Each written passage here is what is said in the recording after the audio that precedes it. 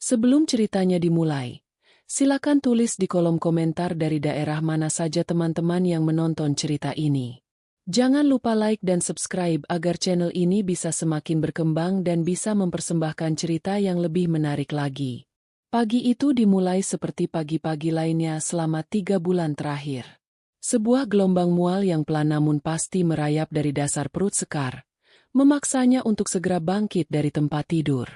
Ia bergegas ke kamar mandi, memuntahkan sisa makan malam yang tak seberapa.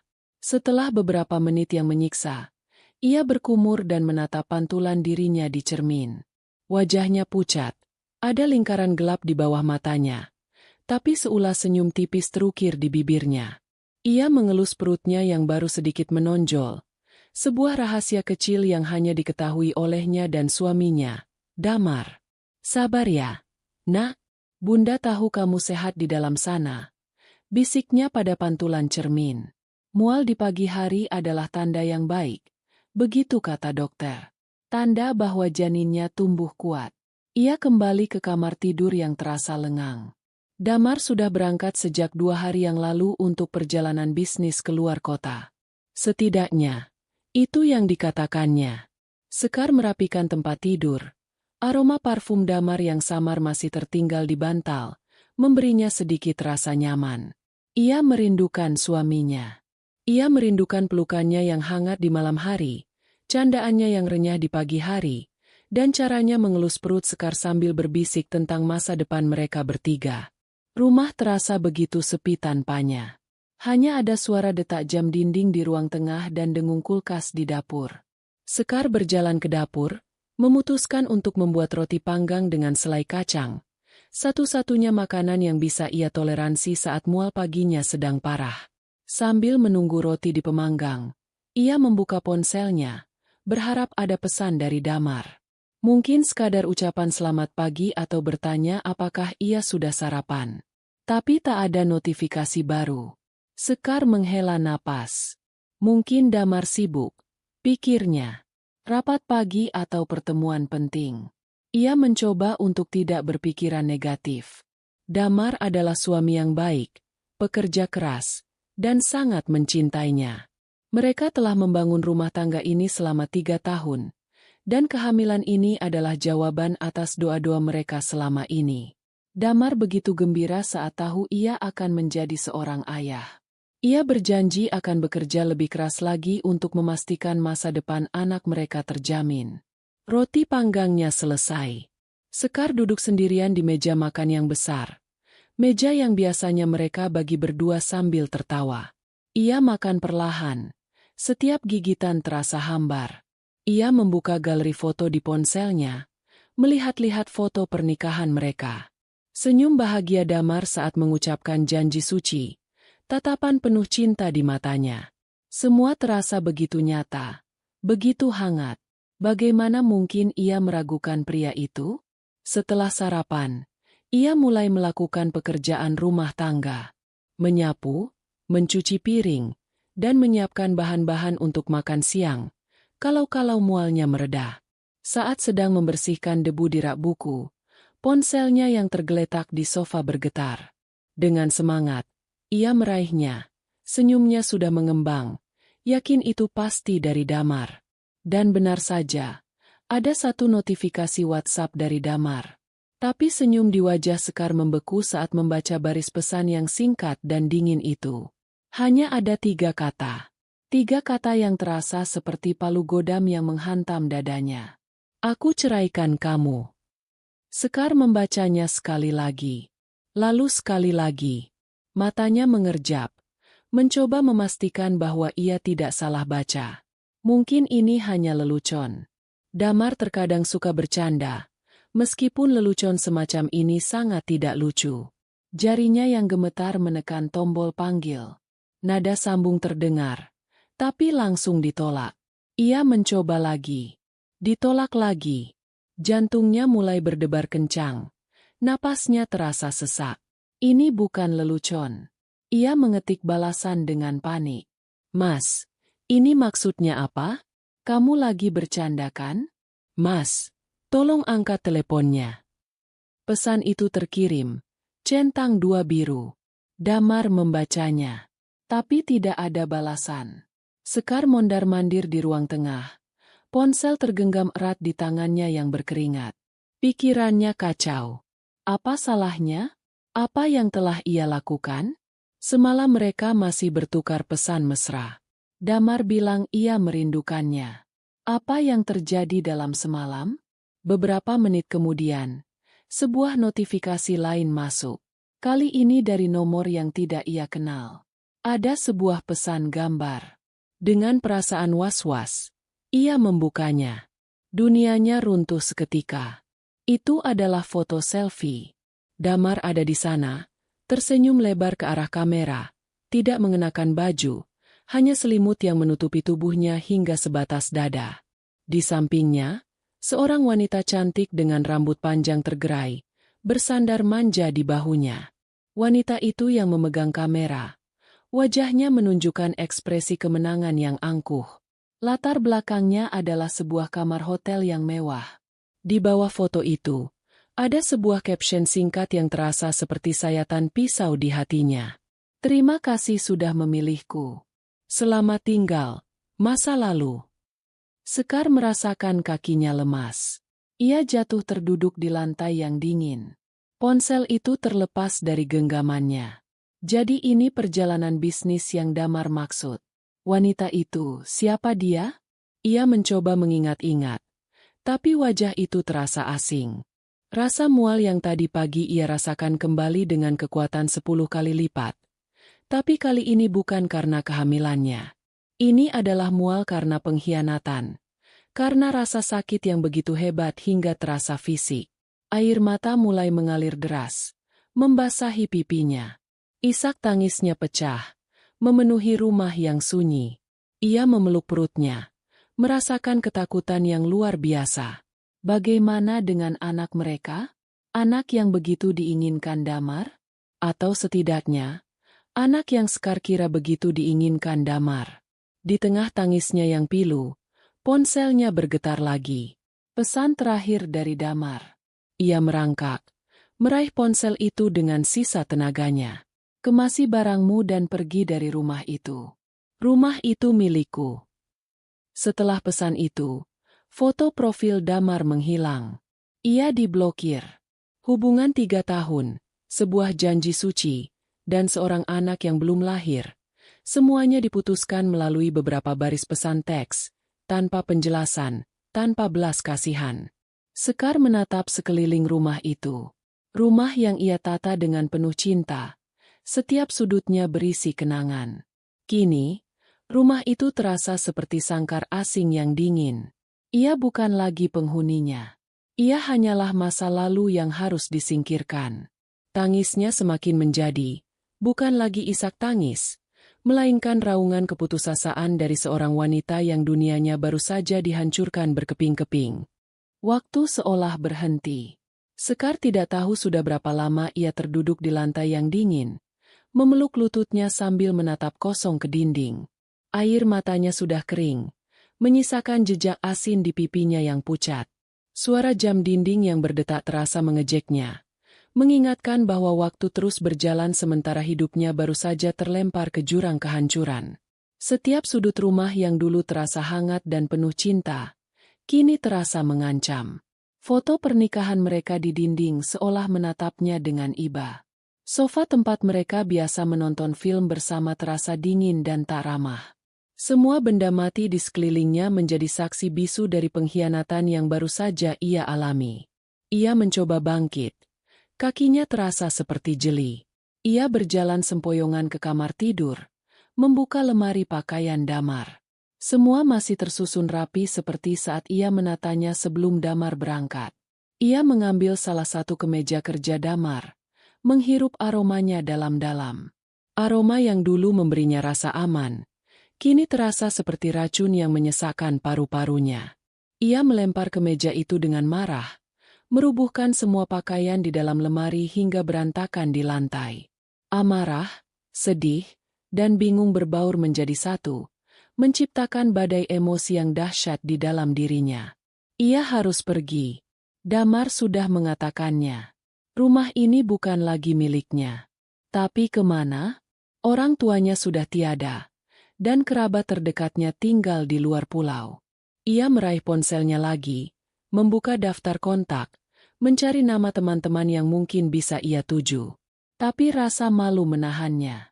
Bagaimana ia harus menjelaskan bahwa ia baru saja diceraikan lewat WhatsApp dan diusir dari rumah oleh suaminya sendiri saat sedang hamil? Hinaan itu terlalu berat untuk ia bagikan. Malam mulai turun, mengubah warna langit di luar jendela menjadi jingga kelabu. Sekar belum makan sejak sarapan roti panggangnya yang terasa seperti sekam. Perutnya kosong, tapi ia tidak merasakan lapar. Yang ia rasakan hanyalah kekosongan yang menganga di hatinya. Ia teringat pada janin di dalam kandungannya. Ia mengelus perutnya dengan lembut. Setidaknya, ia tidak sendirian. Ia punya anaknya. Pikiran itu memberinya sedikit kekuatan. Ia harus kuat demi anaknya. Ia mengambil sebuah tas travel besar dan mulai memasukkan beberapa helai pakaiannya. Ia tidak tahu harus membawa apa. Semua barang di rumah ini dibeli dengan uang bersama, tapi Damar sudah mengklaim semuanya.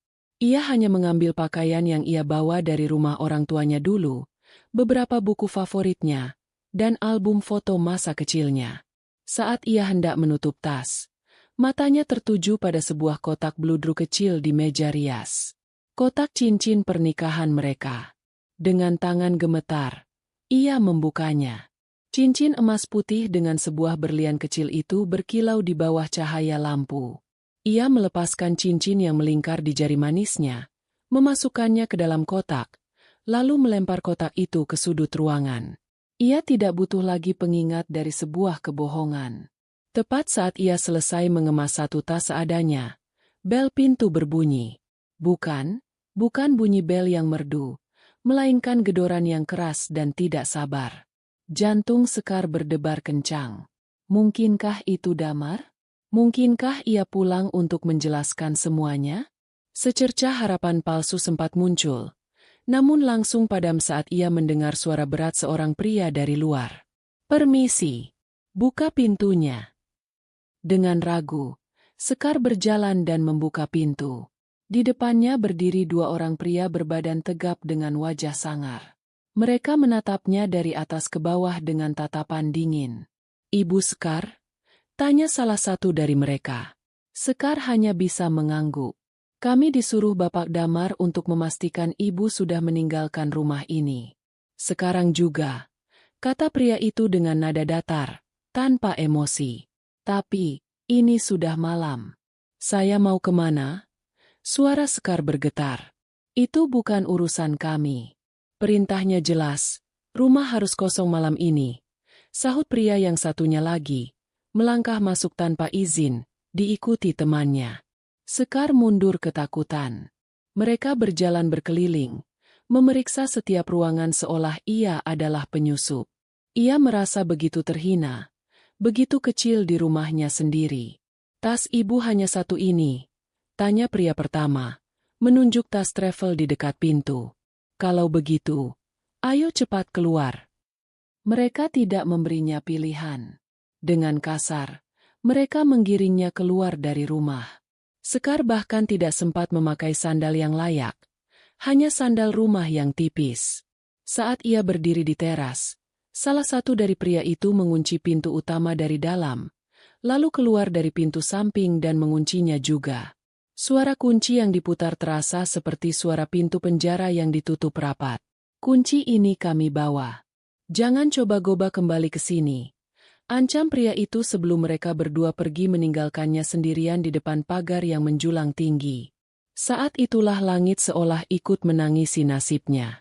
Gerimis mulai turun, lalu dengan cepat berubah menjadi hujan deras. Dalam sekejap, pakaian Sekar basah kuyup. Ia berdiri mematung di pinggir jalan, memeluk tasnya erat-erat, sementara air hujan bercampur dengan air mata yang kembali mengalir di pipinya. Mobil-mobil yang lewat menyipratkan air genangan ke arahnya, menambah dingin dan penderitaan yang ia rasakan. Ia mulai berjalan tanpa tujuan. Kakinya melangkah secara otomatis, menyusuri trotoar yang basah dan licin. Lampu-lampu jalan memantulkan bayangan tubuhnya yang ringkih. Ia kedinginan, lapar, dan putus asa. Setiap langkah terasa begitu berat. Ia melihat sepasang suami istri berlari kecil di bawah satu payung, tertawa bersama. Pemandangan itu menyayat hatinya, membuatnya semakin merasa sendirian. Setelah berjalan entah berapa lama, tenaganya habis. Ia berhenti di depan sebuah ruko yang sudah tutup, berteduh di bawah kanopinya yang sempit. Ia merosot ke lantai, memeluk lututnya. Tubuhnya gemetar hebat karena kedinginan dan syok. Pandangannya mulai kabur. Kepalanya terasa pening. Ia berpikir, mungkin lebih baik jika ia mati saja. Tapi kemudian ia merasakan sebuah gerakan halus di dalam perutnya, seolah anaknya sedang mengingatkannya untuk bertahan. Di tengah keputusasaannya, sebuah mobil berhenti tepat di depannya. Lampunya yang terang menyilaukan matanya. Pintu mobil terbuka, dan seorang wanita turun sambil memegang payung. "Sekar? Ya Tuhan, Sekar, itu kamu?" Sekar mengangkat kepalanya. Di bawah cahaya lampu jalan yang remang-remang, ia mengenali wajah itu. Dewi, teman kuliahnya dulu yang sudah beberapa tahun tidak ia temui. "Dewi?" bisiknya dengan suara serak. Dewi berlari menghampirinya. Wajahnya menunjukkan ekspresi kaget dan khawatir. "Sekar, apa yang kamu lakukan di sini? Kamu basah kuyup. Ayo, masuk ke mobilku." Tanpa banyak bertanya, Dewi membantunya berdiri dan memapahnya masuk ke dalam mobil. Di dalam, Dewi segera menyalakan penghangat, melepaskan jaketnya dan menyelimutkannya ke tubuh Sekar yang menggigil. "Kita ke tempatku sekarang," kata Dewi dengan suara lembut namun tegas. Selama perjalanan, Dewi tidak memaksanya bercerita. Ia hanya fokus menyetir, sesekali melirik Sekar dengan cemas. Keheningan di dalam mobil itu terasa menenangkan. Sekar bersandar di kursi, memejamkan matanya, dan untuk pertama kalinya sejak menerima pesan itu, ia merasa secercah kehangatan. Bukan hanya dari jaket Dewi, tapi dari kepedulian tulus yang tak terduga. Mereka tiba di sebuah rumah kontrakan sederhana di gang yang tidak terlalu besar. Rumah itu kecil, jauh berbeda dari rumah megah yang baru saja ia tinggalkan. Tapi saat Dewi membuka pintu dan menyalakan lampu, Sekar merasakan aura kehangatan yang sudah lama tidak ia rasakan. Dewi membantunya masuk, mendudukannya di sofa, dan segera membuatkannya teh hangat. Setelah memberikan pakaian kering miliknya, Dewi duduk di sampingnya. "Sekar, aku tidak akan memaksa. Tapi kalau kamu siap, ceritakan apa yang terjadi," kata Dewi pelan. Menatap wajah sahabatnya yang penuh empati, pertahanan Sekar runtuh. Ia menceritakan semuanya dari awal. Tentang pesan WhatsApp, foto perselingkuhan, hingga pengusiran yang kejam. Ia menangis sejadi-jadinya, menumpahkan semua rasa sakit, amarah, dan ketakutannya. Dewi mendengarkan dengan sabar, memeluknya erat, membiarkannya meluapkan segalanya hingga ia lelah dan tertidur di pelukannya. Malam itu, di tengah badai yang masih mengamuk di luar, Sekar akhirnya menemukan tempat berteduh yang aman. Di dalam rumah kecil sahabatnya, ia mulai menyadari bahwa meskipun dunianya telah hancur, ia tidak sepenuhnya sendirian. Benih perlawanan, sekecil apapun itu, mulai tertanam di hatinya yang terluka. Hari-hari pertama di kontrakan Dewi terasa seperti kabut tebal yang tak berujung. Sekar lebih banyak menghabiskan waktunya di kamar tidur kecil yang disiapkan Dewi untuknya. Sebuah ruangan sederhana dengan satu kasur lantai, lemari plastik, dan jendela yang menghadap ke dinding tetangga. Ia tidur bukan karena lelah, tapi karena dalam tidur ia bisa sejenak lari dari kenyataan. Saat ia terbangun, rasa sakit itu akan kembali menghantamnya seperti ombak besar, membuatnya sesak napas. Setiap detail pengkhianatan damar berputar-putar di kepalanya tanpa henti. Pesan cerai yang dingin, foto mesra yang angkuh, dan kata-kata pengusiran yang kejam. Dewi adalah penyelamatnya dalam arti yang sesungguhnya. Ia tidak pernah menghakimi, tidak pernah mendesak. Setiap pagi, ia akan mengetuk pintu kamar Sekar dengan pelan, membawakan segelas susu hangat untuk ibu hamil dan semangkuk bubur. Ia akan duduk di tepi kasur, mengobrol tentang hal-hal ringan, cuaca, gosip di kantornya, atau film yang baru ia tonton, menciptakan gelembung normalitas di tengah kekacauan hidup Sekar. Dewi membiarkan Sekar menangis saat ia perlu menangis, dan dia menemaninya saat ia hanya ingin menatap kosong ke dinding. Kamu boleh tinggal di sini selama yang kamu butuhkan, Sekar. Jangan pikirkan soal biaya. Anggap saja ini rumahmu juga, kata Dewi di suatu sore, sambil menyodorkan sepiring irisan buah pada Sekar. Sekar menatap sahabatnya dengan mata sembab. Aku tidak tahu bagaimana harus berterima kasih. Why? Jangan berterima kasih. Cukup habiskan buah ini untuk calon keponakanku, jawab Dewi sambil tersenyum tulus. Meski dikelilingi kebaikan Dewi, hati Sekar tetap terasa beku. Kesedihan itu begitu dalam, begitu mengakar. Ia merasa dirinya tidak berharga, dibuang begitu saja seperti sampah. Ia kehilangan suaminya, rumahnya, dan masa depannya dalam sekejap. Ia bahkan mulai mempertanyakan kehamilannya. Haruskah ia membesarkan anak ini sendirian? Anak dari seorang ayah yang begitu tega menyakitinya? Pikiran-pikiran gelap itu seringkali datang di tengah malam, membuatnya terjaga hingga fajar. Titik baliknya terjadi sekitar 2 minggu setelah ia tinggal bersama Dewi. Saat itu, Dewi sedang bekerja dan Sekar sendirian di rumah. Ia merasa sedikit lebih baik hari itu. Mual paginya tidak terlalu parah. Didorong oleh rasa penasaran yang menyakitkan, ia meminjam laptop Dewi. Dengan jari gemetar, ia membuka media sosial. Ia tahu ini ide yang buruk, tapi ia tidak bisa menahannya. Ia perlu melihat, ia perlu tahu. Ia mengetik nama lengkap Damar di kolom pencarian. Akun Damar dikunci. Tentu saja. Lalu, ia mencoba mengetik nama wanita yang ada di foto itu. Ia tidak tahu namanya, tapi ia ingat wajahnya yang cantik dan angkuh. Ia mencoba mencari di daftar teman Damar, tapi ia sudah diblokir. Kemudian ia teringat sesuatu. Beberapa bulan lalu, Damar pernah menyebut nama seorang klien baru yang sangat potensial, seorang selebgram di bidang fashion. Namanya Jelita. Dengan jantung berdebar, ia mengetik nama Jelita Anindya. Profil pertama yang muncul adalah profil yang tepat. Centang biru, ratusan ribu pengikut. Dan foto profilnya adalah wajah yang sama dengan yang menghantui mimpi buruknya. Akunnya tidak dikunci. Jelita adalah tipe orang yang memamerkan setiap detail kehidupannya pada dunia. Dan dunia yang ia pamerkan adalah dunia yang seharusnya menjadi milik Sekar. Sekar menggulir layar ke bawah. Ada foto Jelita dan Damar sedang makan malam di restoran termahal di kota, dengan caption, "Malam yang sempurna dengan lelakiku." Ada video singkat Damar memberikan kejutan sebuah tas tangan bermerek terkenal pada Jelita, yang memeki kegirangan. Ada foto mereka berlibur di sebuah pulau pribadi. Damar memeluknya dari belakang dengan latar belakang matahari terbenam yang indah. Captionnya, "Menemukan kebahagiaan yang sesungguhnya." Kebahagiaan yang sesungguhnya. Kata-kata itu menusuk langsung ke jantung Sekar.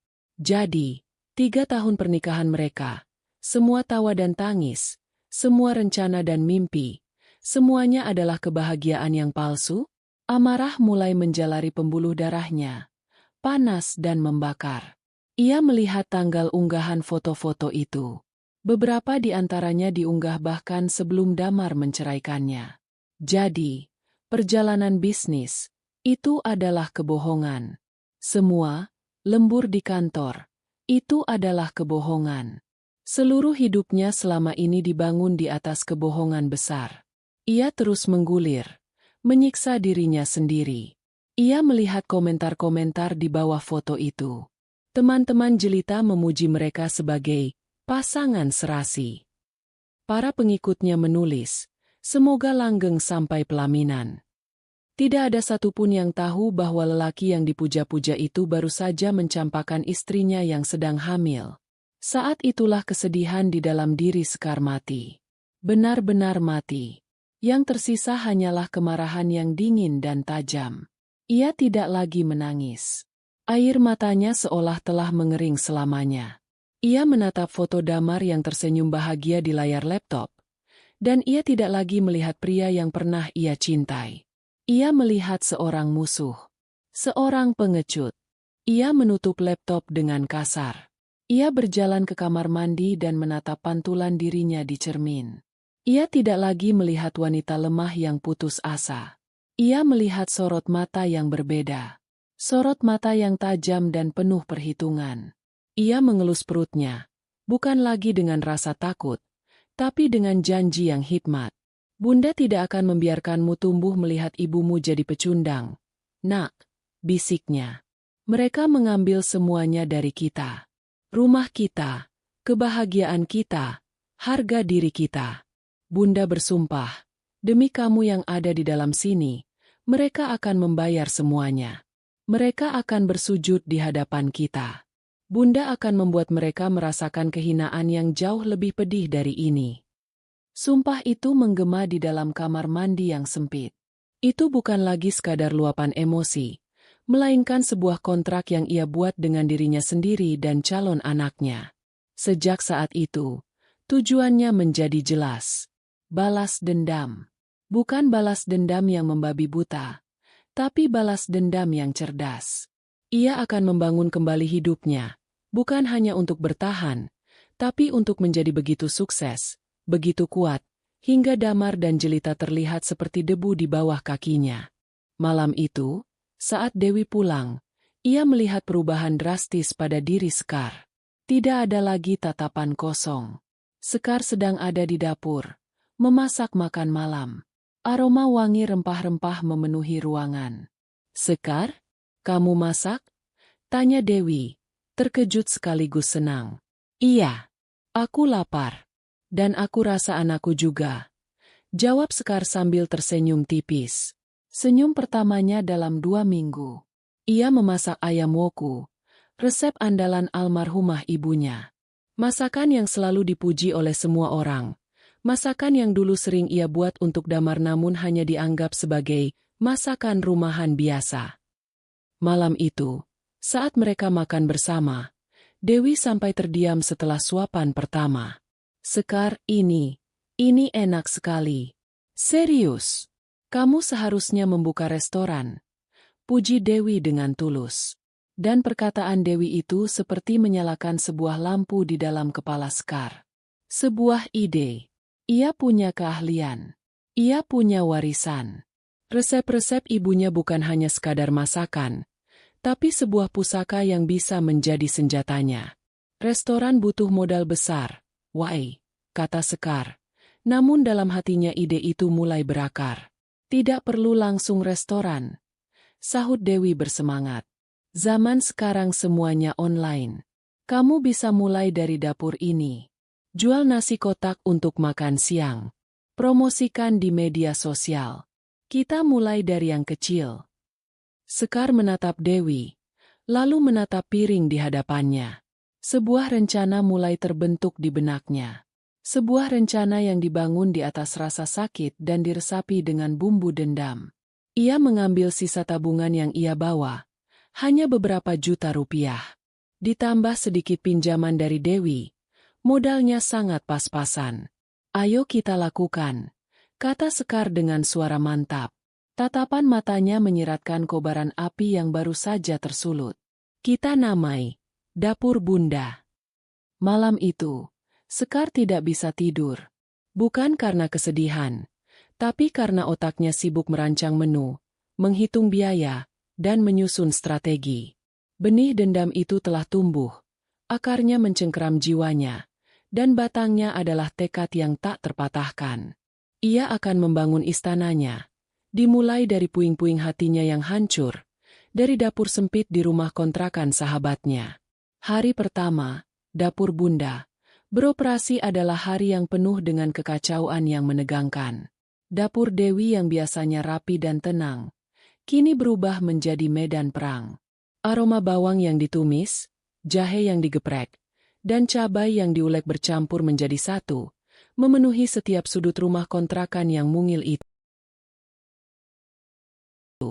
Sekar, dengan celemek kebesaran yang menutupi perutnya yang semakin buncit, bergerak lincah di antara kompor, talenan, dan tumpukan wadah makanan. Keringat membasahi pelipisnya, tapi matanya berkilat penuh konsentrasi.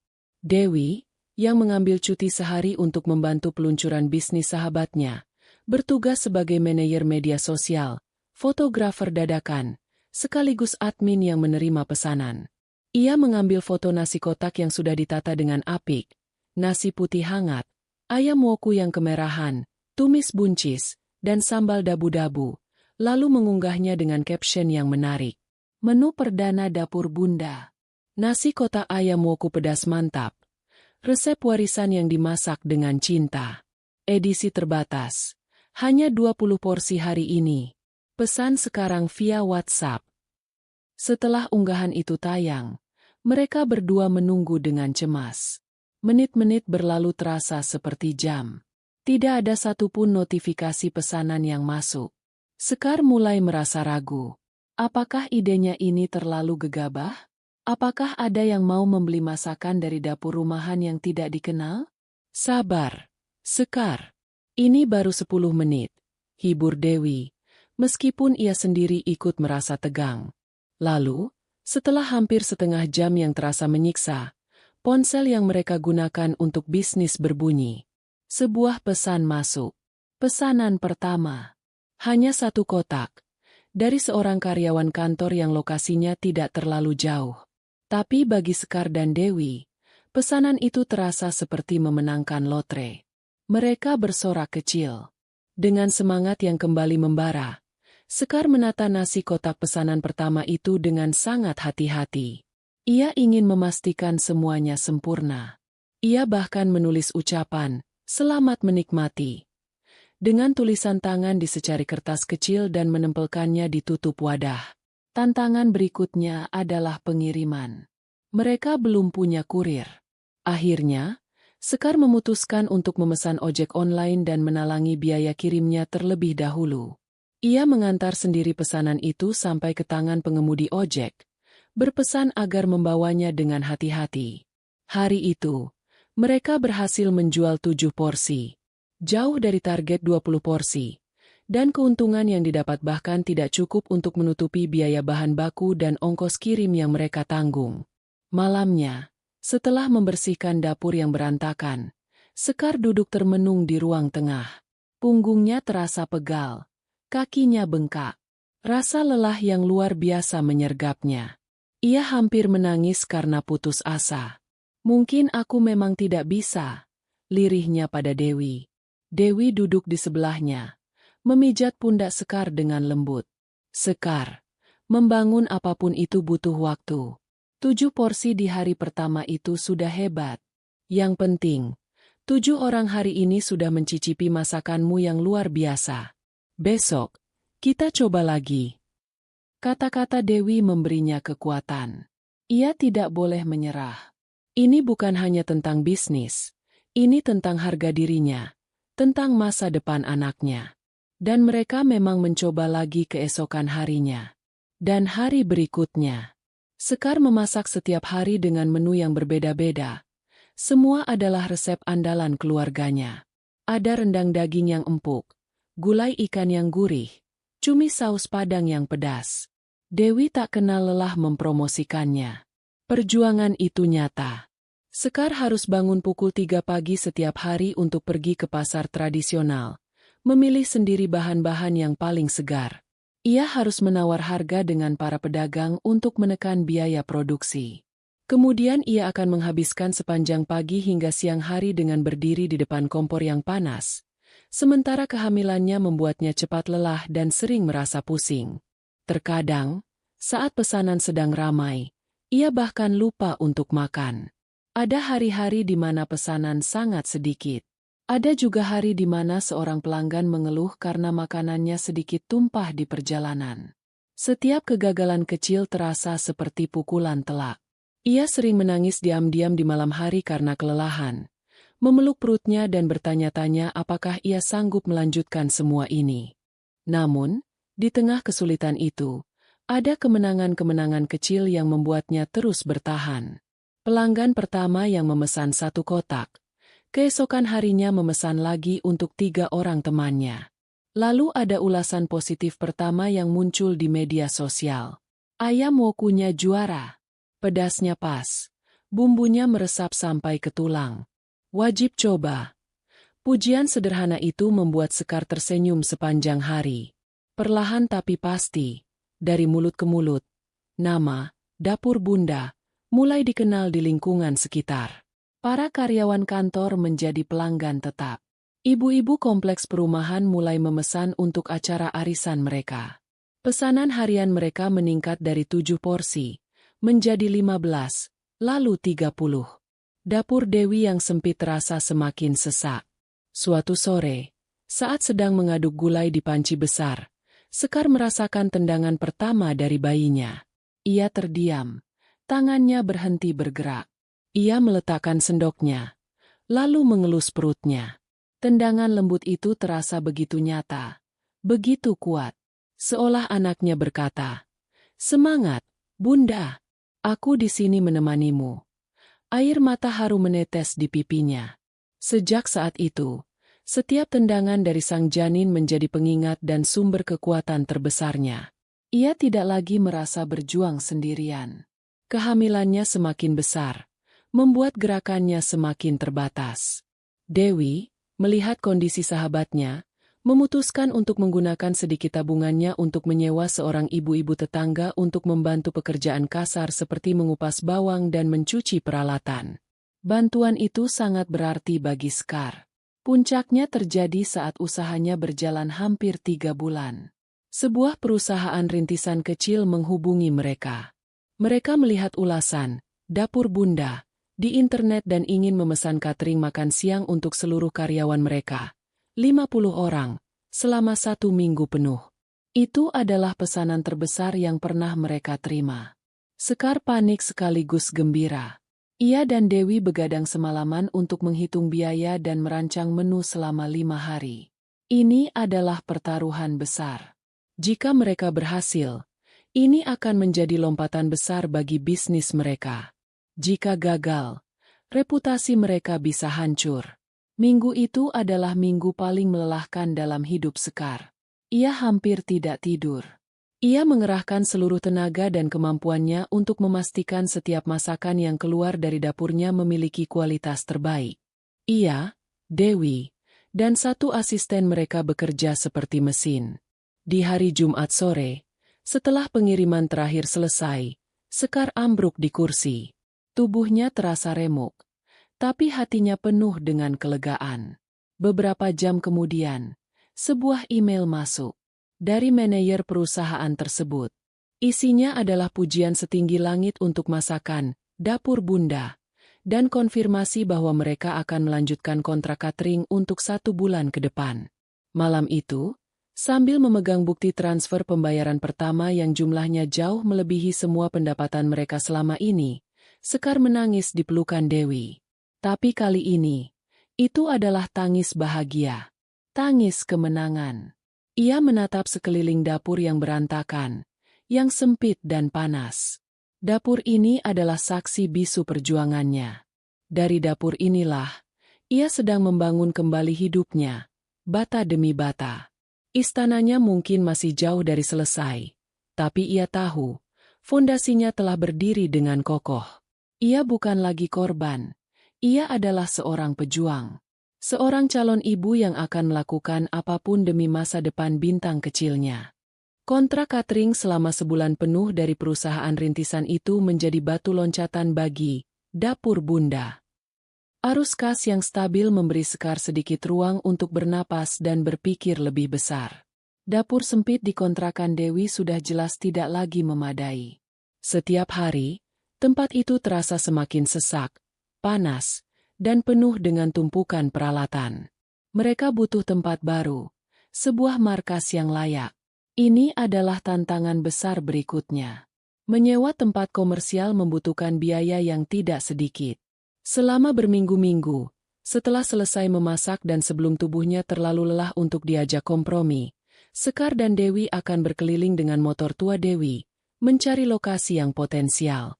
Mereka menjelajahi ruko-ruko kosong, bertanya ke sana kemari, dan seringkali pulang dengan perasaan kecewa karena harga sewa yang mencekik. Akhirnya, mereka menemukan sebuah tempat yang terasa pas.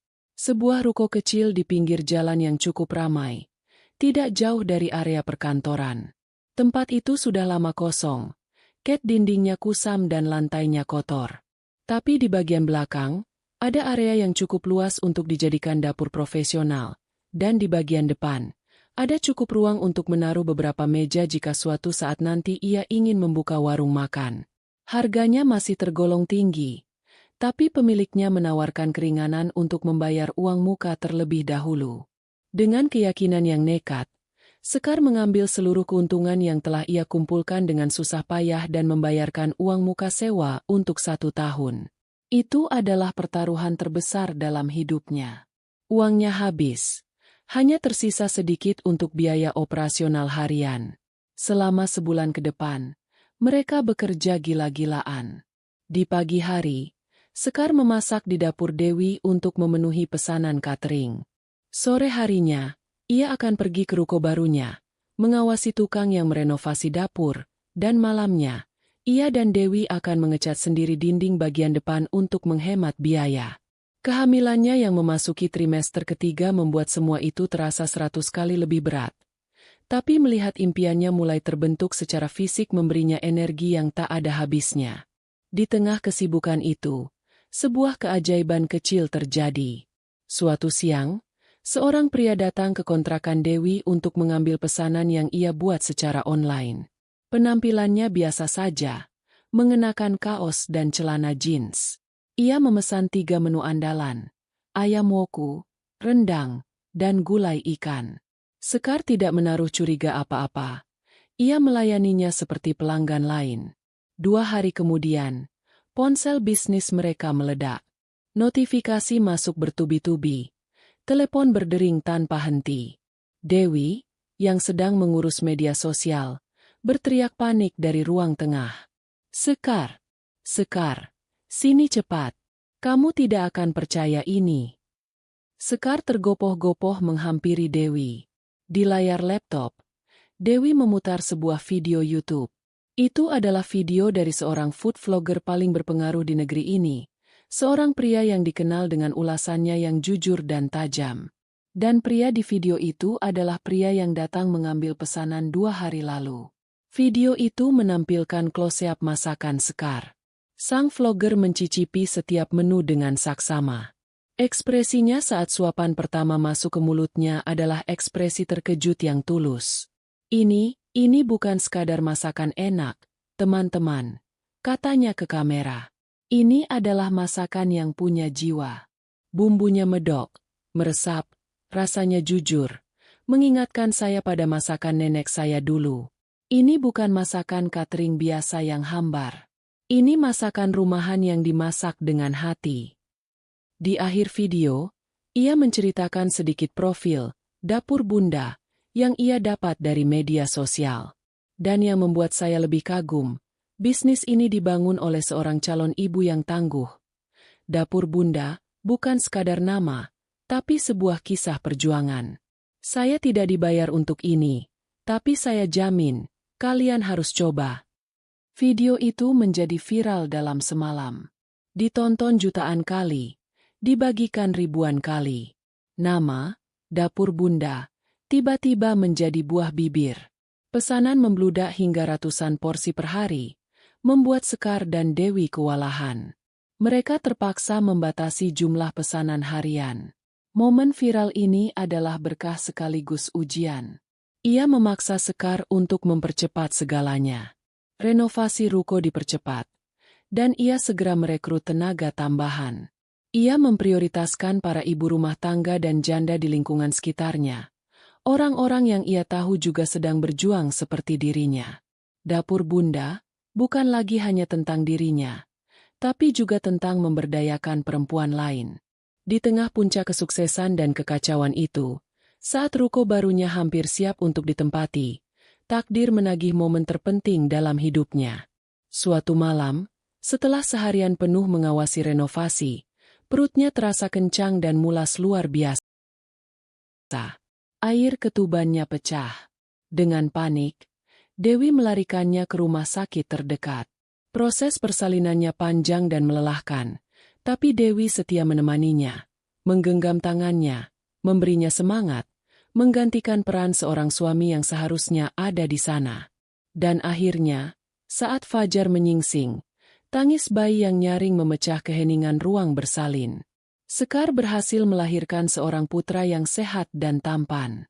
Saat suster meletakkan bayi mungil itu di dadanya, dunia Sekar seolah berhenti berputar.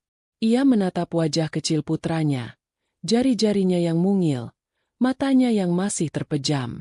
Semua rasa lelah, semua rasa sakit hati, semua dendam, menguap begitu saja.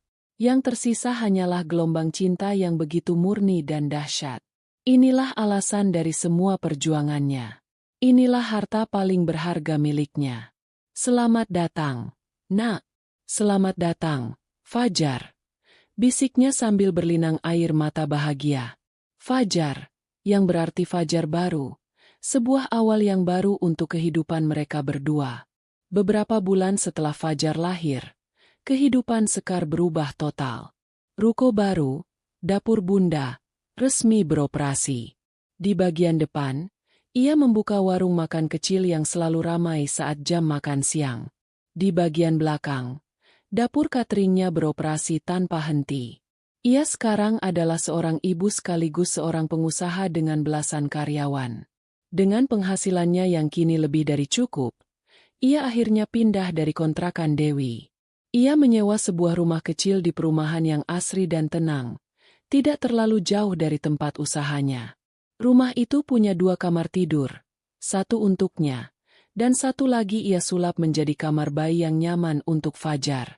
Ada juga halaman belakang kecil tempat ia bisa menjemur pakaian sambil mengawasi Fajar bermain. Itu bukan istana, tapi itu adalah surga baginya. Sebuah tempat aman yang ia bangun dengan keringat dan air matanya sendiri. Dewi, sahabat terbaiknya, kini ia angkat menjadi manajer operasional, dapur bunda, dengan gaji yang layak. Itu adalah caranya berterima kasih atas semua kebaikan Dewi yang tak ternilai. 2 tahun berlalu dalam sekejap. Fajar tumbuh menjadi balita yang ceria dan aktif. Dapur bunda telah memiliki 2 cabang baru. Sekar bukan lagi wanita teraniaya yang menangis di pinggir jalan. Ia telah bertransformasi. Ia memotong rambutnya sebahu, mengenakan blazer dan kemeja saat bertemu dengan klien korporat, dan berbicara dengan penuh percaya diri. Ia belajar tentang manajemen, pemasaran, dan keuangan. Sorot matanya tajam, langkahnya mantap. Ia adalah ratu di kerajaannya sendiri. Sebuah kerajaan yang ia bangun dari nol. Wanita lembut yang dulu dihancurkan oleh pesan WhatsApp itu kini telah tiada. Berganti menjadi seorang perempuan tangguh yang siap menghadapi apapun. Di belahan kota yang lain, di dalam rumah mewah yang dindingnya menyimpan gema kenangan Sekar, sebuah kehidupan yang tampak sempurna mulai menunjukkan retaknya. Damar dan Jelita sedang mengadakan pesta di tepi kolam renang. Musik berdentum kencang. Minuman mahal mengalir deras, dan tawa para tamu sosialita terdengar riuh. Jelita, dalam balutan gaun malam yang berkilauan, adalah pusat perhatian. Ia berpose untuk foto, mengunggahnya ke media sosial dengan caption, "Hidup adalah perayaan." Damar berdiri sedikit menjauh. Segelas whisky tergenggam di tangannya. Ia tersenyum pada para tamu, menjabat tangan para kolega bisnisnya. Tapi senyum itu tidak mencapai matanya. Pikirannya kacau. Di balik fasad kemewahan ini, kerajaannya sedang diambang keruntuhan. Bisnis properti yang ia jalankan, yang dulu meroket pesat, kini sedang terjun bebas. Sebuah proyek apartemen mewah yang menjadi andalannya mangkrak karena salah perhitungan dan masalah perizinan. Investor mulai menarik diri, dan hutang pada pemasok menumpuk. Ia terlalu arogan untuk mendengarkan nasihat dari stafnya, terlalu percaya diri dengan keputusannya sendiri. Ia pikir ia bisa menaklukkan dunia. Tapi ia lupa bahwa roda selalu berputar. Ia menutupi semua ini dari jelita.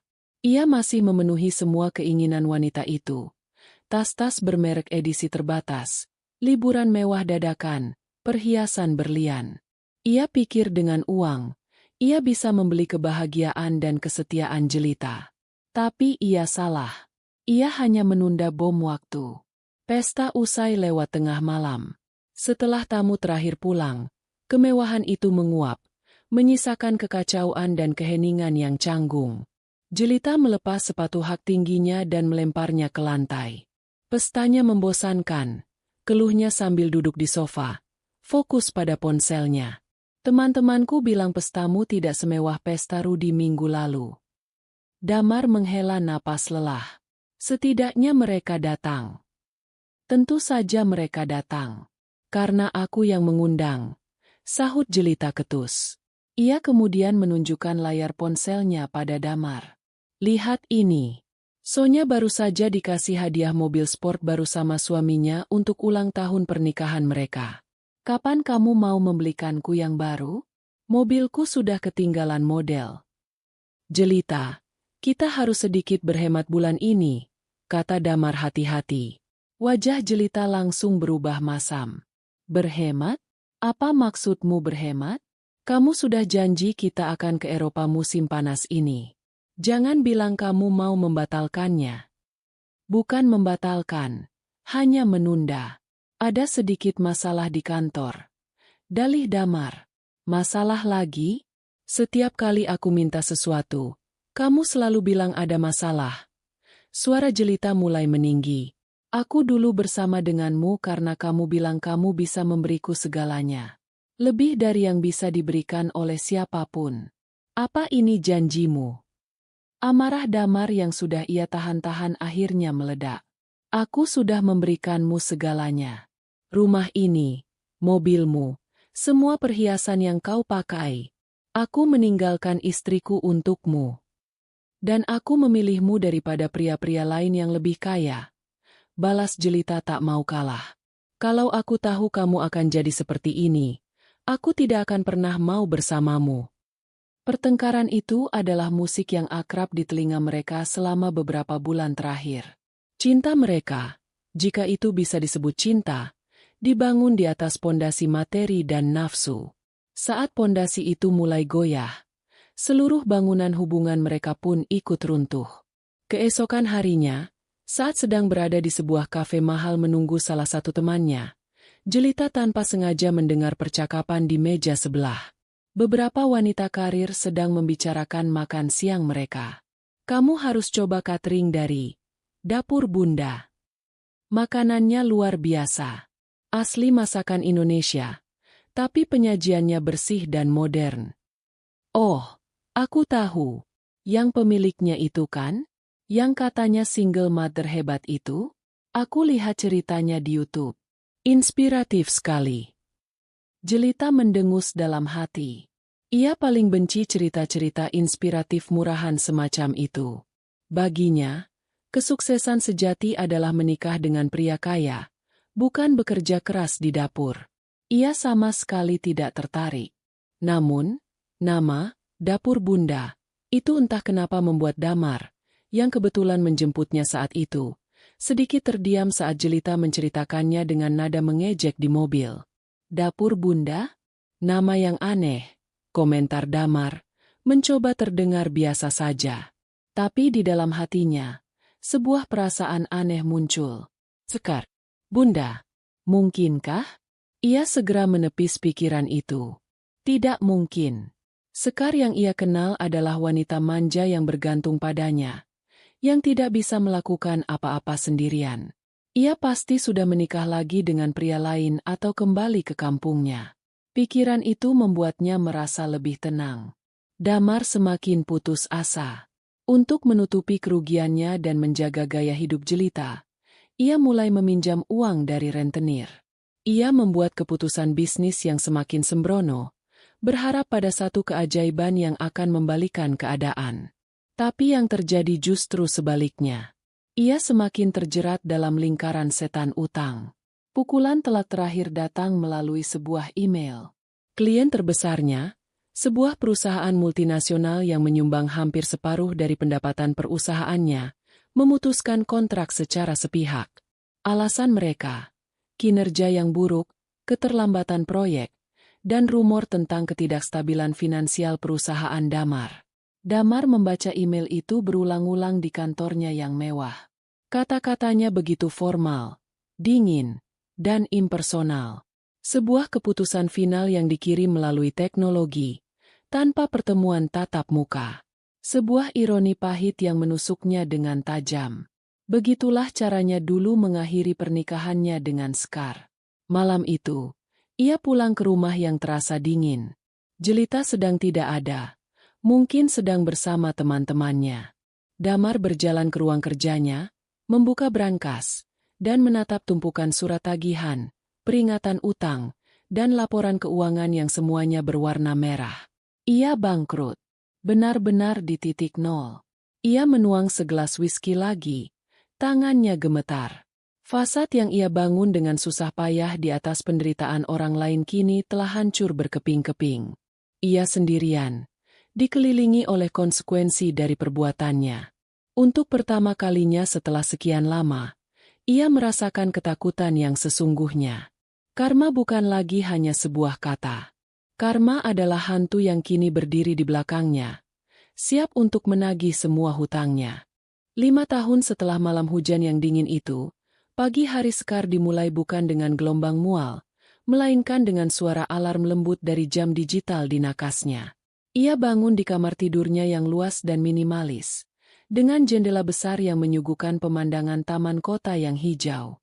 Ia tidak lagi bergerak tergesa-gesa ke kamar mandi, melainkan mengambil waktu sejenak untuk meregangkan tubuh, mensyukuri awal hari yang baru.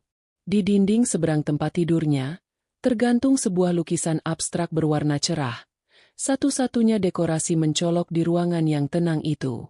Rutinitasnya kini berjalan seperti mesin yang terawat baik. Setelah mandi dan mengenakan setelan kerja yang elegan, hari ini sebuah blus sutra berwarna krem dan celana panjang hitam, ia akan masuk ke kamar di seberang lorong. Di sana, di dalam tempat tidur berbentuk mobil balap, putra kecilnya, Fajar, masih tertidur lelap sambil memeluk boneka dinosaurus. Scar akan duduk di tepi tempat tidur, mengelus rambut putranya dengan lembut hingga ia menggeliat dan membuka mata. "Selamat pagi, jagoan bunda," bisiknya. "Pagi, bunda," sahut Fajar dengan suara serak khas anak-anak bangun tidur. Momen-momen seperti inilah yang menjadi bahan bakar Scar. Bukan lagi dendam, melainkan cinta. Setelah membantu Fajar bersiap-siap dan sarapan bersama di meja makan yang diterangi cahaya matahari pagi, sopir pribadinya akan mengantar Fajar ke sekolah Taman Kanak-kanak Internasional, sebelum kemudian mengantar Scar ke tujuannya, sebuah gedung perkantoran modern di jantung kawasan bisnis kota. Di lantai tertinggi gedung itu, sebuah plakat berkilauan bertuliskan, PT Dapur Bunda Sejahtera. Inilah pusat dari kerajaan kuliner yang telah ia bangun. Saat ia melangkah keluar dari lift pribadi, para karyawannya akan menyapanya dengan hormat. "Selamat pagi, Bu Scar." Ia akan membalas dengan senyum ramah namun berwibawa. Ia tidak lagi menghabiskan harinya di depan kompor panas. Harinya kini diisi dengan rapat-rapat strategis. Pagi itu, ia memimpin rapat jajaran direksi. Dewi, yang kini menjabat sebagai direktur operasional, duduk di sebelah kanannya. Di hadapan mereka ada para manajer dari berbagai divisi, pemasaran, keuangan, pengembangan produk.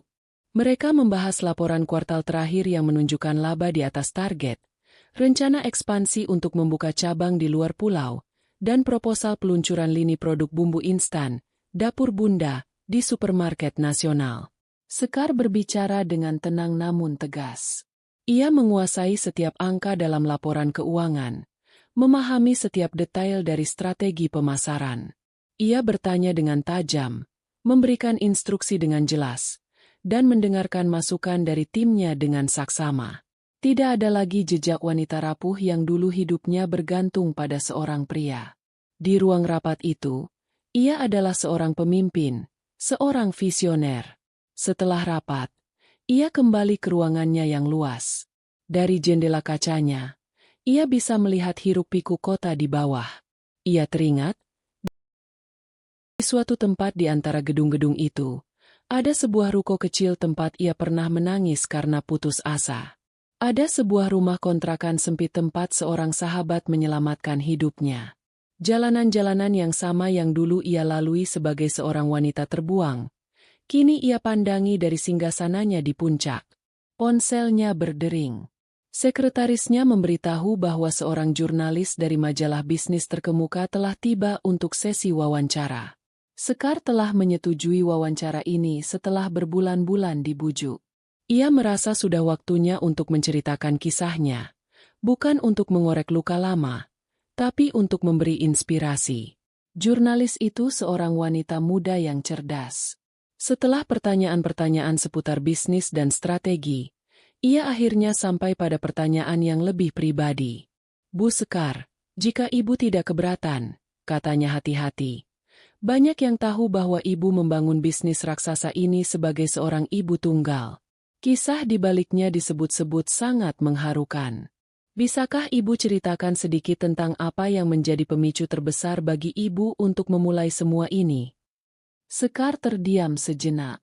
Ia menatap sebuah foto di atas mejanya. Foto dirinya sedang tertawa sambil menggendong Fajar di sebuah pantai. Pemicu terbesar saya bukanlah sebuah akhir, jawab Sekar dengan suara tenang, melainkan sebuah awal. Awal dari kehidupan baru sebagai seorang ibu. Saat saya tahu saya akan memiliki seorang anak, saya tahu saya tidak punya pilihan selain menjadi kuat. Saya ingin membangun dunia yang aman dan bahagia untuknya. Sebuah dunia di mana ia tidak akan pernah kekurangan apapun, terutama cinta dan rasa bangga terhadap ibunya. Dapur Bunda. Lahir dari rahim yang sama dengan anak saya. Keduanya adalah anak saya. Keduanya lahir dari cinta dan perjuangan. Ia menjawab dengan elegan, mengubah narasi penderitaan menjadi narasi kekuatan. Ia tidak menyebut nama Damar, tidak menyinggung soal pengkhianatan. Masa lalu itu adalah bagian dari dirinya, tapi itu tidak lagi mendefinisikan dirinya. Sore harinya, setelah semua pekerjaan selesai, ia akan menjemput Fajar. Ini adalah bagian terbaik dari harinya. Mereka akan mengobrol di mobil tentang apa saja. Tentang teman Fajar yang membawa mainan baru, tentang pelajaran menggambar, tentang kenapa langit berwarna biru. Di rumah, ia akan melepaskan blazer dan perannya sebagai CEO, dan kembali menjadi bunda seutuhnya. Ia akan menemani Fajar bermain, membacakan dongeng sebelum tidur. Malam itu, setelah Fajar terlelap, ia duduk di balkon apartemennya bersama Dewi. Mereka membuka sebotol anggur untuk merayakan kesepakatan baru yang berhasil mereka dapatkan hari itu. Aku kadang masih tidak percaya, Sekar, kata Dewi sambil menatap gemerlap lampu kota. Rasanya baru kemarin aku menemukanmu menggigil kedinginan di emperan toko. Sekarang, kamu ada di sampul majalah bisnis. Memang benar. Edisi terbaru majalah itu baru saja terbit hari itu. Di sampulnya, terpampang foto Sekar yang tersenyum penuh percaya diri dengan judul besar, Dari Hati yang Hancur ke Kerajaan Kuliner, Kisah Miliaran Rupiah Sekar Prameswari. Sekar tersenyum tipis. Itu semua juga berkat kamu. Why? Aku tidak akan pernah sampai di sini tanpamu. Aku hanya menyalakan korek api. Sekar, kamulah apinya. Balas Dewi. Mereka bersulang. Di tengah keheningan malam, Sekar memejamkan matanya. Ia telah berhasil. Ia telah membuktikan pada dunia, pada mantan suaminya, dan yang terpenting, pada dirinya sendiri, bahwa ia lebih dari cukup.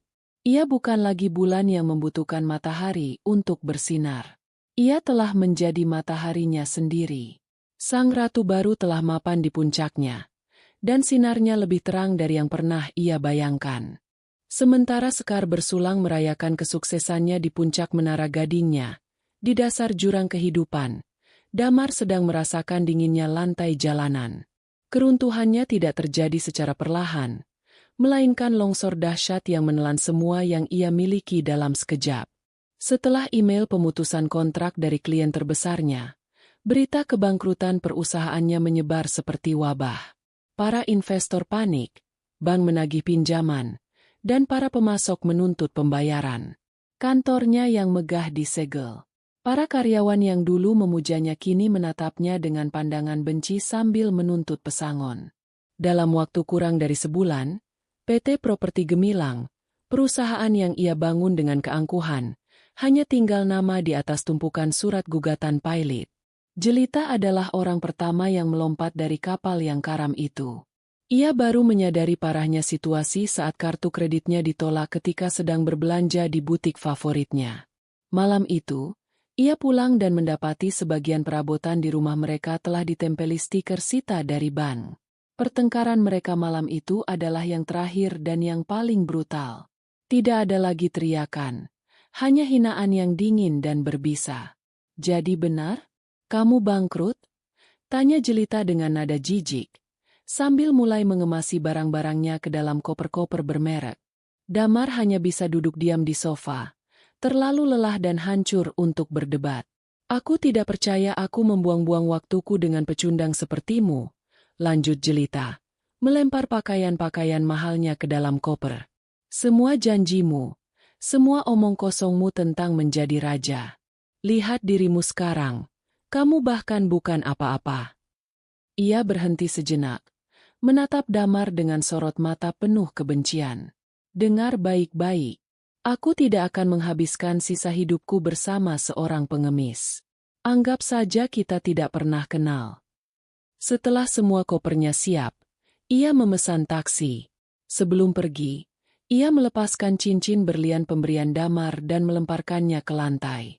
"Ini, mungkin bisa kau pakai untuk makan beberapa hari," katanya, lalu melangkah keluar dari rumah dan dari kehidupan Damar selamanya, tanpa menoleh ke belakang. Ditinggal sendirian di rumah yang gelap dan kosong, Damar merasakan kehampaan yang sesungguhnya.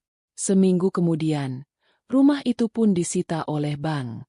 Ia diusir keluar hanya dengan satu tas pakaian. Sebuah deja vu yang ironis dari apa yang pernah ia lakukan pada Scar. Ia mulai hidup menggelandang. Awalnya ia masih bisa menyewa kamar motel murah, tapi uangnya cepat habis. Ia menjual jam tangan mahalnya, lalu ponselnya.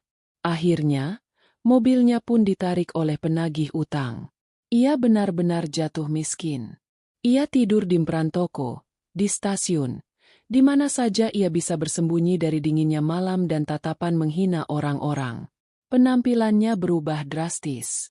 Wajahnya yang dulu tampan dan terawat kini kotor dan ditumbuhi janggut tak terurus. Pakaiannya lusuh dan bau. Ia mengais makanan dari sisa-sisa warung makan atau belas kasihan orang lain. Keangkuhannya telah luntur, digantikan oleh rasa lapar dan putus asa. Penderitaannya diperparah oleh para rentenir yang terus memburunya. Suatu malam, saat ia sedang tidur di sebuah gang sempit, dua orang berbadan besar menemukannya. Mereka tidak banyak bicara. Mereka menyeretnya, memukulinya hingga babak belur, dan meninggalkannya terkapar dengan peringatan terakhir. "Minggu depan, kalau uang kami tidak kembali, nyawamu gantinya." Dalam kondisi terpuruk, babak belur, dan ketakutan, ia berjalan tertatih-tatih tanpa tujuan. Ia melewati sebuah lapak koran di pinggir jalan. Matanya yang bengkak tanpa sengaja menangkap sebuah gambar di sampul majalah bisnis yang terpajang. Gambar seorang wanita yang tersenyum percaya diri. Seorang wanita yang sangat ia kenal, namun sekaligus terasa sangat asing. Sekar. Ia terpaku. Dengan sisa uang receh terakhir di sakunya, ia membeli majalah itu. Ia duduk di bangku taman yang kotor, dan dengan tangan gemetar, ia mulai membaca. Setiap kata, setiap kalimat dalam artikel itu terasa seperti tamparan keras di wajahnya. PT Dapur Bunda Sejahtera, valuasi miliaran rupiah, puluhan cabang di seluruh negeri, akan segera go international. Ia membaca tentang kisah perjuangan Sekar dari nol, tentang bagaimana ia membangun bisnisnya sambil mengandung. Artikel itu juga menyebutkan tentang putranya yang kini berusia 5 tahun, bernama Fajar. Putranya, anak kandungnya. Emosi yang saling bertentangan bergejolak di dalam dirinya. Ada rasa tidak percaya. Ada iri hati yang membakar. Ada penyesalan yang samar. Tapi di atas segalanya, yang paling dominan adalah satu hal, sebuah harapan. Sebuah harapan yang bengkok dan egois. Sekar kaya. Sangat kaya. Ia adalah ibu dari anaknya. Bukankah itu berarti Sekar punya kewajiban untuk menolongnya? Bukankah demi anak mereka, Sekar tidak mungkin membiarkan ayahnya mati di jalanan? Pikiran-pikiran itu berputar di benaknya, memberinya secercah energi baru. Sekar bukan lagi masa lalu yang menyakitkan. Ia adalah satu-satunya tiket lotre untuk keluar dari neraka ini. Ia harus menemuinya. Ia harus membuang harga dirinya, bersujud jika perlu. Dengan tujuan baru itu, ia pergi ke toilet umum, membersihkan wajahnya sebisa mungkin, merapikan rambutnya yang gimbal dengan jari, dan mencoba membuat penampilannya tidak terlalu menyedihkan. Berbekal alamat dari artikel di majalah itu, ia berjalan kaki berkilo-kilometer menuju restoran utama, Dapur Bunda. Saat ia tiba, hari sudah sore. Ia berdiri di seberang jalan, menatap bangunan restoran yang megah itu. Bangunannya modern, dengan papan nama besar yang elegan dan logo ibu menggendong anak yang kini terkenal di mana-mana. Restoran itu ramai, penuh dengan keluarga dan para pekerja kantor yang tertawa bahagia. Ini adalah istana yang dibangun Sekar di atas puing-puing kehidupan yang telah ia hancurkan. Ironi itu terasa begitu menusuk. Ia menelan ludahnya yang terasa pahit. Jantungnya berdebar kencang, campuran antara rasa malu, takut, dan harapan gila. Dunia benar-benar telah berbalik 180 derajat. Dulu, dialah yang berada di puncak dan Sekar di dasar. Sekarang, ia adalah pengemis yang akan memohon belas kasihan dari sang ratu yang pernah ia buang. Setelah mengumpulkan sisa-sisa keberaniannya, ia mulai melangkah menyeberangi jalan, menuju pintu masuk yang berkilauan itu, menuju takdirnya. Damar melangkahkan kakinya melewati pintu kaca yang berat itu, dan seketika ia merasa seperti memasuki dimensi lain. Di luar, ia adalah bagian dari debu dan kotoran jalanan. Di dalam sini, udara terasa sejuk dan bersih, dipenuhi aroma masakan lezat dan alunan musik instrumental yang lembut. Interior restoran itu didesain dengan cita rasa tinggi, perpaduan kayu hangat, tanaman hijau, dan pencahayaan yang temaram. Para tamu yang duduk di meja-meja yang tertata rapi tampak seperti orang-orang yang dunianya tidak pernah tersentuh oleh penderitaan. Mereka tertawa, mengobrol, menikmati hidup. Semua mata seketika tertuju padanya. Seorang wanita penyambut tamu yang cantik dan ramah. Senyumnya langsung membeku saat melihat penampilan Damar yang lusuh dan kotor. Para pelayan berhenti melangkah. Beberapa tamu menatapnya dengan pandangan curiga bercampur jijik. Dalam sekejap, Damar menjadi noda di atas lukisan yang sempurna. "Selamat sore, Pak. Ada yang bisa saya bantu?" tanya si penyambut tamu. Suaranya sopan namun nadanya menjaga jarak. Saya ingin bertemu dengan Ibu Sekar," kata Damar, suaranya serak dan pelan. "Apakah Bapak sudah punya janji?" "Belum.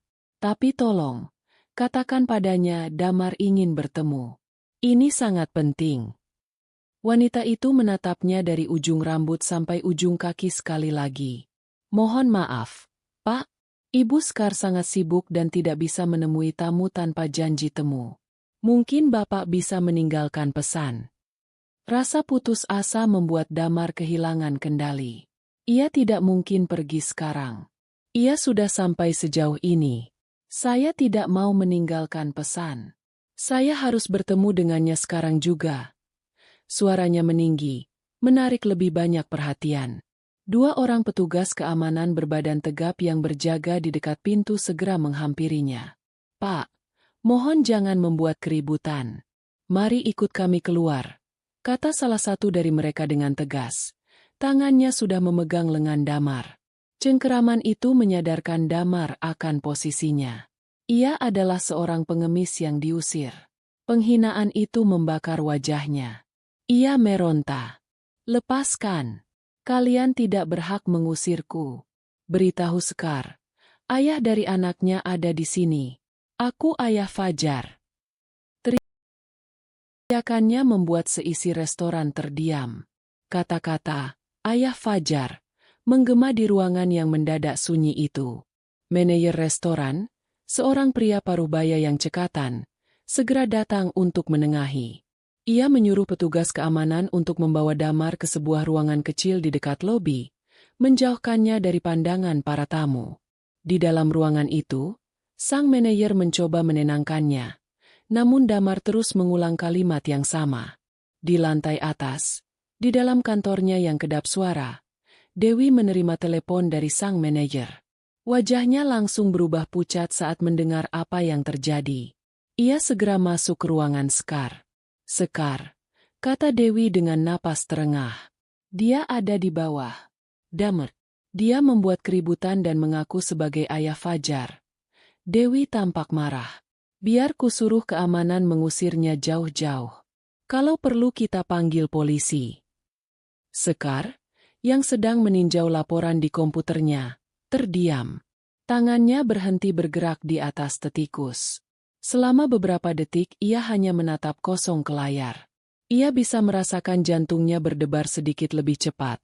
Tapi anehnya, tidak ada rasa takut, tidak ada rasa panik. Yang ada hanyalah ketenangan yang dingin. Ia telah membayangkan hari ini akan datang, dalam berbagai skenario di benaknya. Sekarang, hari itu telah tiba. Setelah hening sejenak, ia memutar kursinya menghadap Dewi. Jangan, katanya dengan suara yang mantap. Suruh dia naik ke ruanganku. Why? Aku akan menemuinya. Sendirian. Apa? Sekar. Kamu gila? Untuk apa? Sergah Dewi, tidak percaya. Aku hanya ingin menyelesaikan ini sekali untuk selamanya. Jawab Sekar. Tatapan matanya begitu tajam, begitu yakin, hingga Dewi tidak bisa membantahnya lagi. Perjalanan Damar dari lobi ke kantor Sekar di lantai atas adalah sebuah parade kehinaan. Ia diapit oleh dua petugas keamanan. Berjalan melewati ruang kerja terbuka yang diisi oleh puluhan karyawan yang sibuk. Semua orang berhenti bekerja, menatapnya dengan pandangan ingin tahu. Ia bisa mendengar bisik-bisik mereka. Ia melihat betapa besar dan profesionalnya perusahaan yang dibangun oleh wanita yang pernah ia buang. Setiap langkah terasa seperti injakan di atas harga dirinya yang sudah hancur lebur. Pintu mahoni yang berat di hadapannya terbuka. Ia dipersilakan masuk, lalu pintu itu ditutup kembali, meninggalkannya sendirian di dalam ruangan yang lebih besar dari seluruh rumah kontrakannya dulu. Sekar duduk di belakang meja kerjanya yang besar, membelakangi jendela raksasa yang membingkai pemandangan kota. Ia tampak begitu tenang, begitu berkuasa.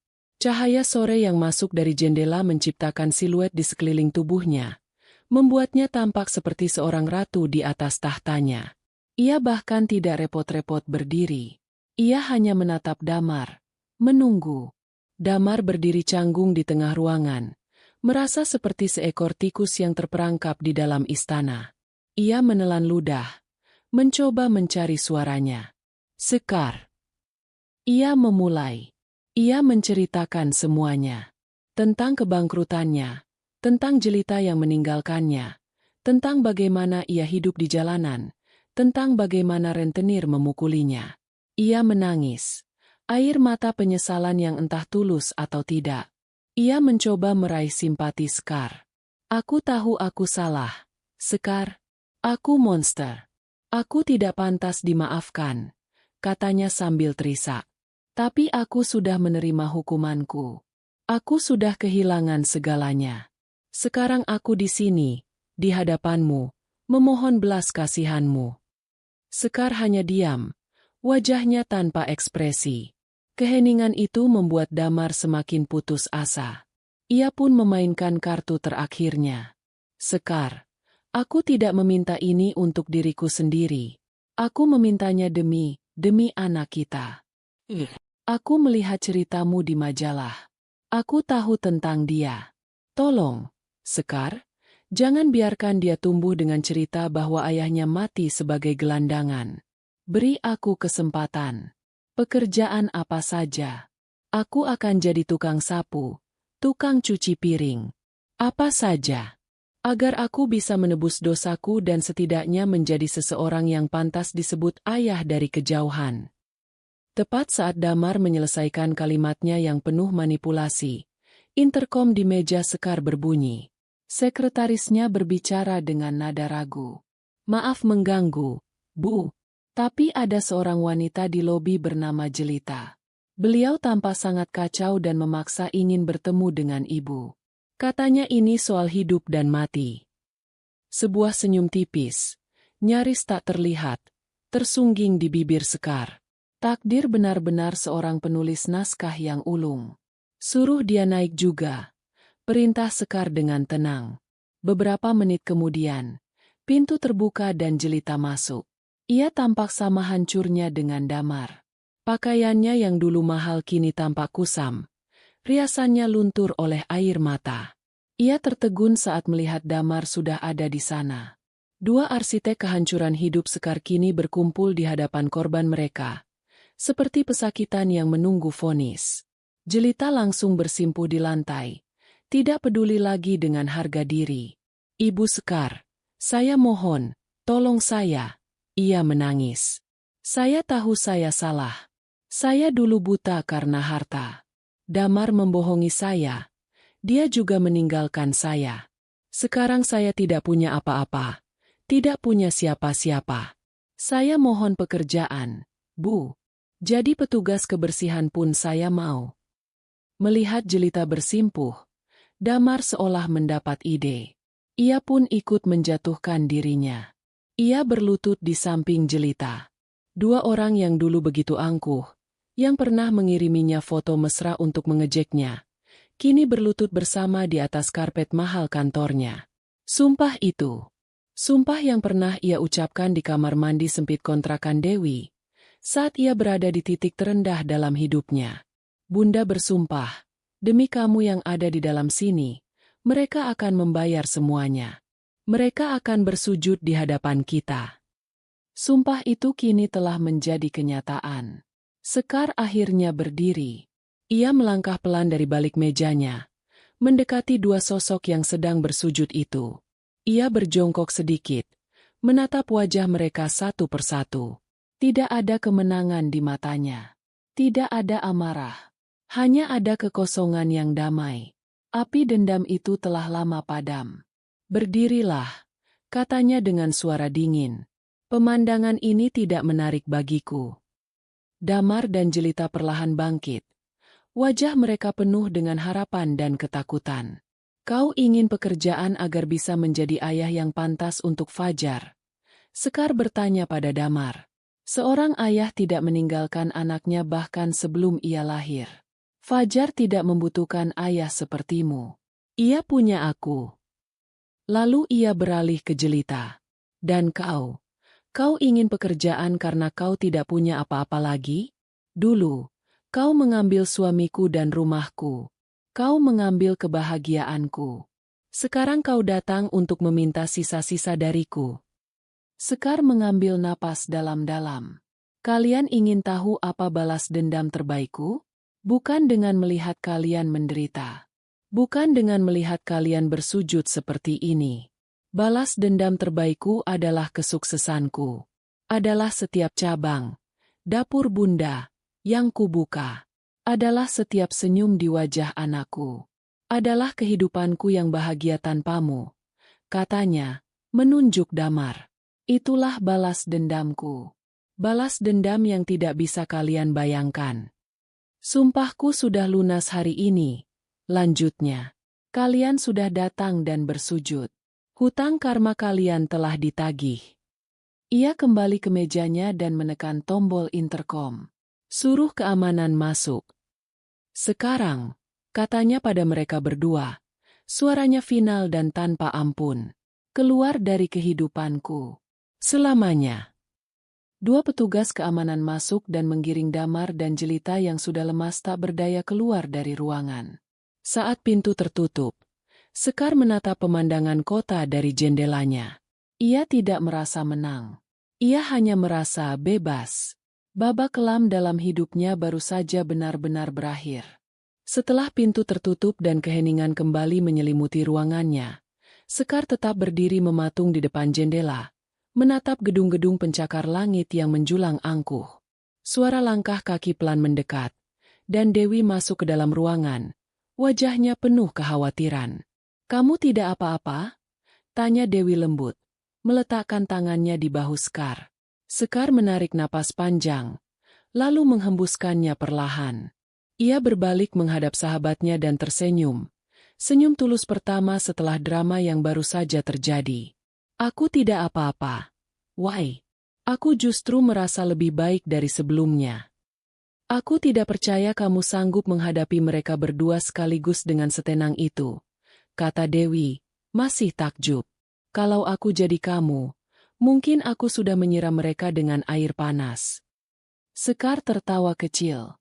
"Lucunya, dulu aku juga berpikir begitu. Selama bertahun-tahun, aku membayangkan hari ini.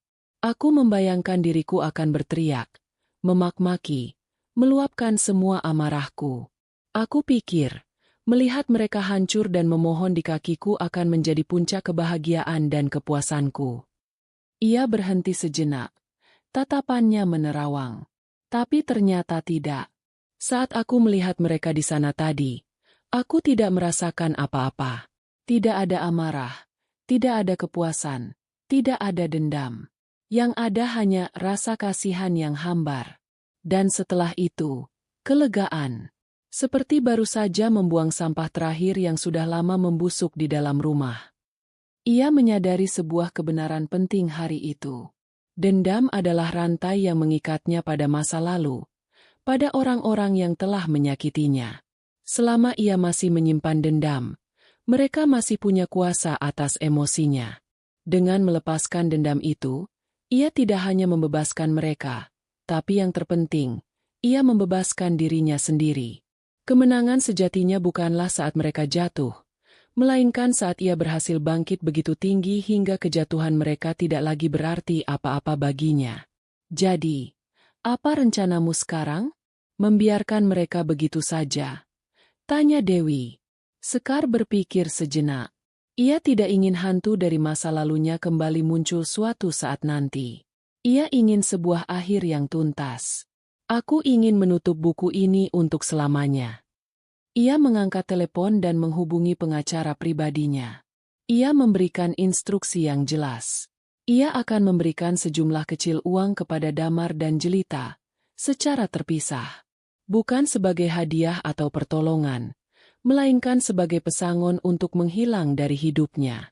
Jumlahnya tidak besar, tidak akan membuat mereka kaya, tapi cukup untuk memulai hidup baru